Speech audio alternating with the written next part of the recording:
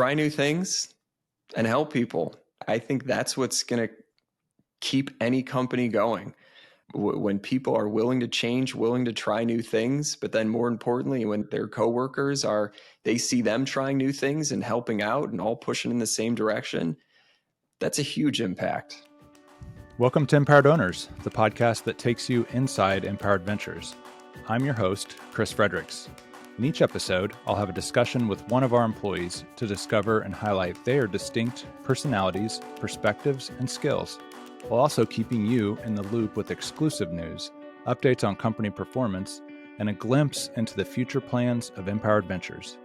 This is an opportunity for me to learn more about our amazing employee owners, and an opportunity for you to hear regularly from me and others from within Empowered Ventures.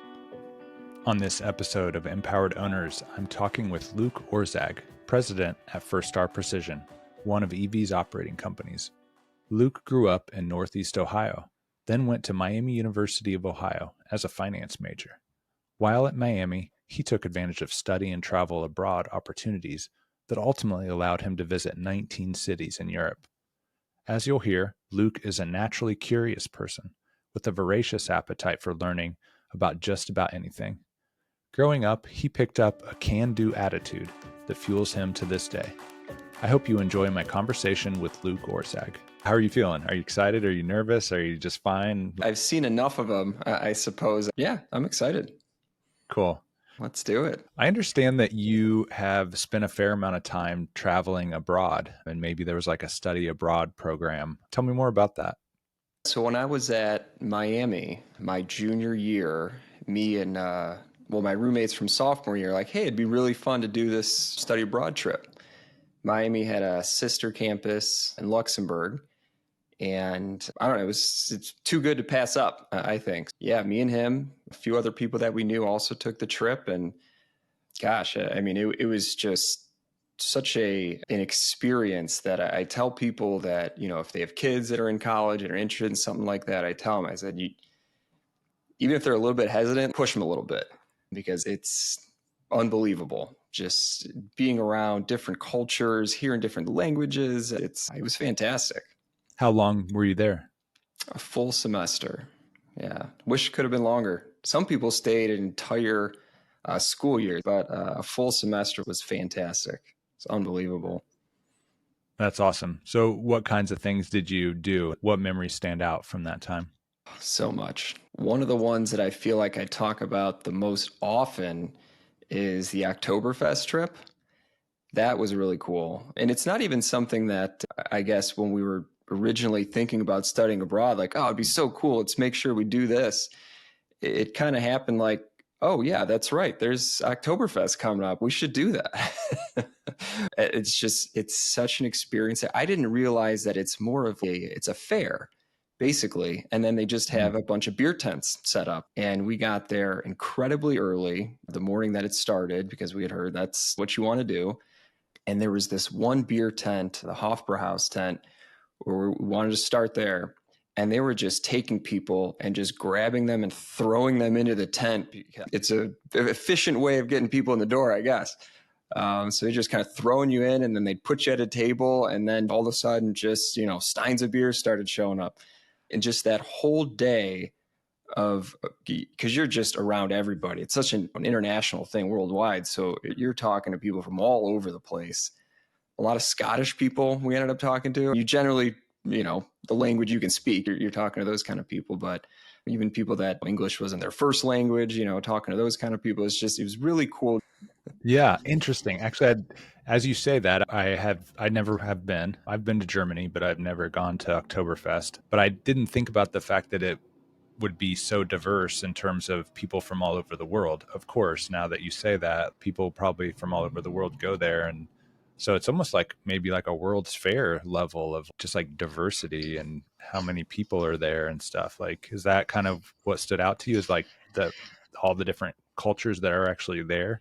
Yeah, it seemed like there was a fair amount. It seemed like we were talking to people from just about any country we could think of seemed to be there.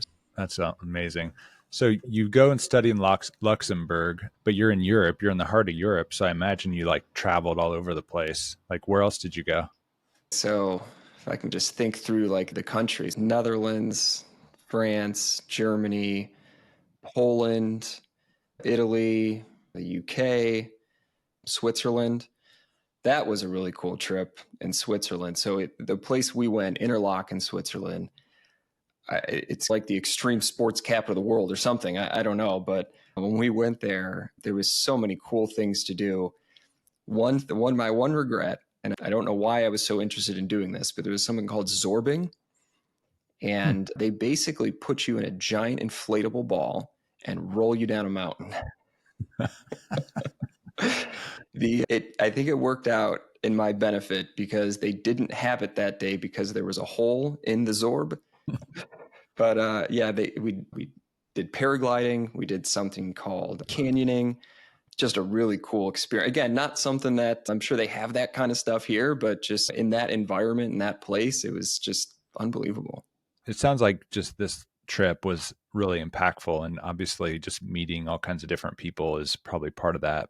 What do you think it is about travel, especially for a young person? What does it do for you? And like, how has it impacted you even today? I think just perspective. I think when you travel outside the country, and not just like Canada or Mexico or something, because typically when you go to those kind of places, it's very tourist oriented. And this kind of trip for me, it immerses you much more in the culture itself. You're having to navigate around. And so you're talking to local people, trying to figure out where to go or ask them ideas about where to go or where to eat and that sort of thing. Then you have opportunities where you're at an Oktoberfest or something else at a restaurant and you're talking to local people and just you're talking about just what is interesting to them, what's interesting to you, and just hearing their perspective on things. The one thing I thought was funny is it seemed to be a fairly common thing. They thought everyone in America drank Coca-Cola and wore cowboy boots. that's a, that's apparently very popular opinion abroad about Americans, but obviously not true, right? And so, the more conversation you have, it's, those people, they kind of open up their perspective about Americans and us the same. That perspective, I think, of just what's valued to people and what's valued to people from different cultures. I think that really sat well with me. Yeah. Is there anything about you and like your interest in learning or anything that like came out of that or drove that? Because I understand you're a big reader too. Were you a big reader before that experience? Not too much, to be honest. I was in school at the time, right? So it's textbooks and, you're busy with schoolwork. But the reading came, gosh, I don't know. I'd probably been out in the workforce for a few years. Hmm. And I had always wanted to read Moby Dick. And it's such a long book. Never had time to just sit and read it. And so I just stumbled across at our local library that they had an audio version. I was like, oh, that's great. I had like 30-minute drive at the time to work. So I just Mhm. listened to it. And it just, from there, I would just, any book I thought I wanted to read, some of the classics and everything, and some stuff that people recommended, and then some nonfiction stuff, some leadership things, all that kind of stuff. It just turned out to be that commute to and from work just turned out to be a perfect time to listen. And then you find other times to listen if you're engaged enough in the book. What's another example of a book that really spoke to you in that way? Essentialism. Mm. I do not remember the author, but it's a great quote that kind of sums it up. And a lot of the nonfiction leadership type books, it's almost like when you read the back cover, you know what it's about. But that one had a really great quote that really stuck with me. It was less but better. And so Mm. that's the whole point of the essentialism. It's not necessarily that you need to fill your life with a bunch of different things. It's really you want to have less things, better, higher quality, that sort of thing. Yeah, the essentialism concept sure feels applicable this day and age with all the information we all have flowing at us. And it sounds like a really amazing book. It's just amazing that you look at how much time most people spend on their phones. I find myself sometimes, so I wake up in the morning, usually I'm reading some articles while I'm eating, but then I find myself like finishing articles when I'm brushing my teeth. I don't need to do that. Like I could just take the moment and just brush my teeth and just go about the rest of my day. But that book in particular, at least for me, puts some things in their place in terms of, you don't need to expose yourself all the time to your phone or entertainment or anything, right? To stimulate yourself. Sometimes you can just be quiet and just think. I don't even know if that's one of the points of the book. It's just one of the things that like you read it and it sits with you in how you react to it. Very cool. How would you say that your parents shaped who you are today? I'd say very much in terms of work ethic and priorities. So I had four brothers and no sisters, right? There was five boys total. And my parents, for whatever reason, they thought it was very important for us to all have a Catholic education, right? And private schooling is not cheap, but they made the sacrifices they need to make sure that through eighth grade, I went to a Catholic school. And religion being what it is, and people can, whatever, there's still values that, particular religions instill in you. And they knew that those type of values are things that they wanted to have for all of us. So I think that was a huge part of it, honestly. The hard work, I know that I do a lot of projects around my own house and just, the interest in home improvement and that sort of thing. I just remember my dad just always having something going on around the house. The digging ditches around the house because he needed to waterproof a section of the basement or something. Just he wasn't afraid of just jumping into it. Didn't rent any equipment, just a shovel. So I think that type of visual for me growing up is really what sits with me. Sounds like a can-do attitude almost that you just grew up seeing. How's that led to, or how does that resonate with how you approach your work today? Because I also understand that you have a particular way you think about your work and helping people, basically, and helping things improve. Do you see a connection there? Yeah, in general, I just like to help. There's a show my wife and I are watching right now, New Amsterdam. The character Max Goodwin, he leads off any conversation with "How can I help?" Right? And it's just interesting because I watched that show and never really triggered for me, but I happened to be watching it last week and I was like, oh, that's the right approach. That's the way I'd want interactions as people are coming up to me and asking me a question. It's how can I help? I don't want to be the person that kind of defines what someone should be doing. I want to help them figure out what needs to be done, and if I can help do that in some way, I absolutely want to. But I'd rather them define it for themselves and what they think is important to do. But yeah, I mean, just that attitude of helping and figuring things out.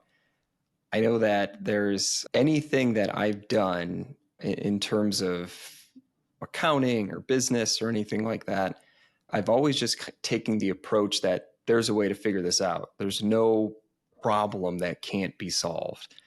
And it might not be the most conventional solution, but there's still a solution that could be found to anything.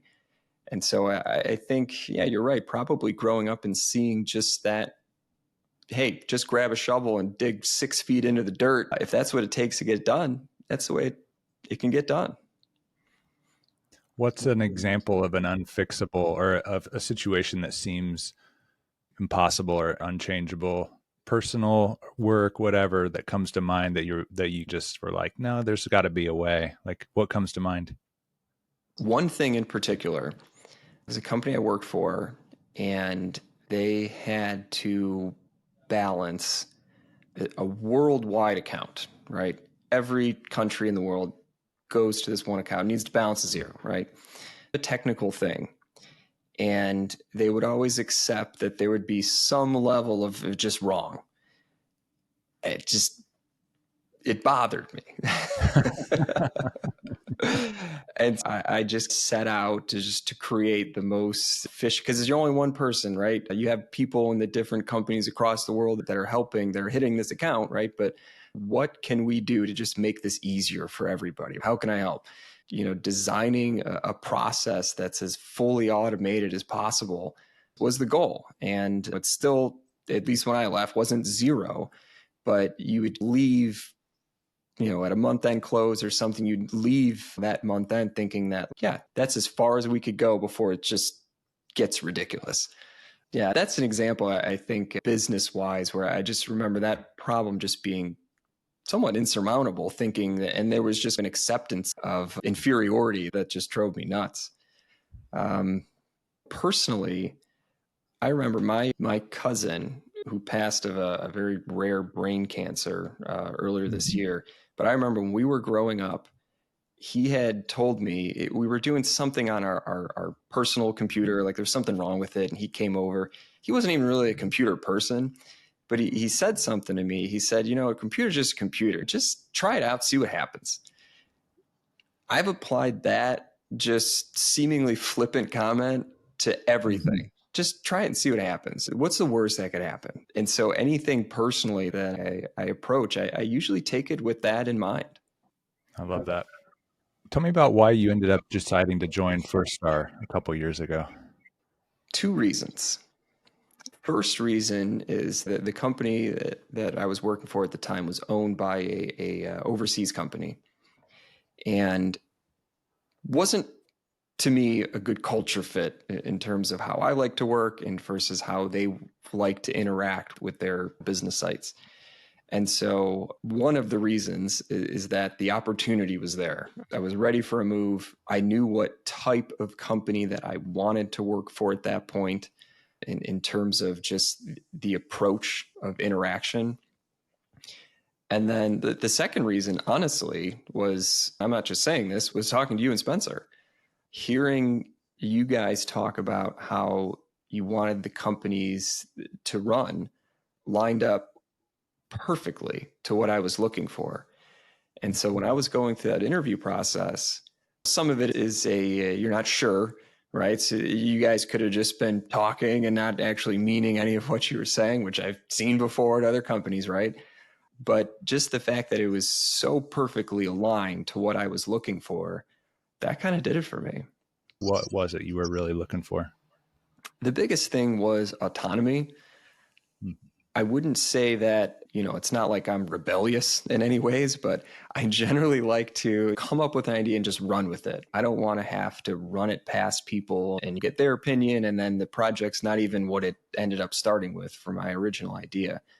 I wanted the trust that a company would have in me being there, not feeling like they needed to look over my shoulder all the time or double check everything. That autonomy and trust was huge. So connecting some dots, you really enjoy helping things be better. You enjoy making an impact in that way. And to do that, you like to try things. You like to maybe not even try big things all the time, just try little things here and there and see what happens. Thanks for sharing that. One thing you didn't mention, which I'm not surprised, but the employee ownership piece, it's a big part of what Empowered Ventures is too. It wasn't necessarily the thing you were making a change for. So I'm curious what your thoughts were about EO at the time and like how that's changed. Yeah, I wouldn't say it was the reason for the switch. I will say it was the reason that I had reached out originally to applying to the position because I thought it was unique. It's a different value proposition than literally any other job post that I was coming across. And so that I don't know, got me in the door, so to speak. My thoughts going into it thinking it could be pretty interesting. I didn't really think much beyond that, to be honest. Now, after being at Firstar for still not even that long of a time period, the impact that it can have on people and their lives, I think, is so significant. It's unbelievable to me that more companies aren't pursuing this in terms of when they're exiting and looking for someone to sell the company to, how it's not their number one thing. And if they're looking to leave a legacy of their company, not just selling to a private equity and walking away, basically, I think it's extremely impactful, that type of ownership model. And I kind of am sad that it's not more popular. What are some things you've seen in Firstar these last couple of years that kind of make you say that? I think just the fact, so let's just start with the financial rewards. So I think that has a much more significant impact than if a company, offers a typical 401k with a match and all that stuff. That's great. But I think when people think about in terms of they're owning a company, that has such a much more of a financial reward because they own a piece of that company. They don't own some vague idea of some shares in a 401k plan or some stock portfolio. Hey, I own Firstar, I own TVF, I own Paramount. That I think has its own kind of reward to it in terms of financial side. But then there's the buy-in to know that they directly impact that investment. It's a great concept. Yeah, that's great. Have you seen it actually show up in people's excitement levels or engagement? So when I started here, there's some pretty long tenured employees that had first started operate a certain way for a long time. And so that culture change, I think, takes a while, right? I think any company, no matter if it was employee ownership transitioning to or anything, it just takes a while. But I remember one specific instance, we were talking about possibly bringing on a new hire. And the conversation, started, okay, what does that look like? What role would they do? That sort of thing. And I remember one person in particular that normally probably wouldn't care. Just whatever you guys say, I'm good with, just I'll be over here. Actually engaging in the conversation and talking about what role they would have, but then also, interestingly enough, pointing out, hey, maybe, I don't know, maybe this doesn't make sense right now. Maybe we don't need to put this person on the payroll because maybe we can just split up those duties among a few people that are here. And that would be better for the company. Those kind of conversations, I don't have all the history at Firstar, but I don't know how often they happened. And the fact that they're happening now is, to me, very encouraging. And I think that's the impact. Luke, this has been awesome. My last question for you is, what advice do you have for your fellow employee owners? Try new things and help people. I think that's what's going to keep any company going. When people are willing to change, willing to try new things, but then more importantly, when their coworkers they see them trying new things and helping out and all pushing in the same direction, that's a huge impact. So that's what I would encourage everyone to do. It's fantastic. Luke, thank you so much for coming on Empowered Owners. Yeah, appreciate it, Chris. Thank you. I hope you enjoyed that conversation with Luke Orszag. Thank you, Luke, for joining me. Huge thank you as well to Emily Bope and the team at Share Your Genius for producing this episode. If you're enjoying Empowered Owners, please be sure to subscribe and provide a review on Apple Podcasts or wherever you listen. Remember, we want to hear from you. Please give us feedback, suggest guests and topics for future episodes, and tell us how we can keep improving the show. To reach us, email hello@empowered.ventures. Thanks for tuning in.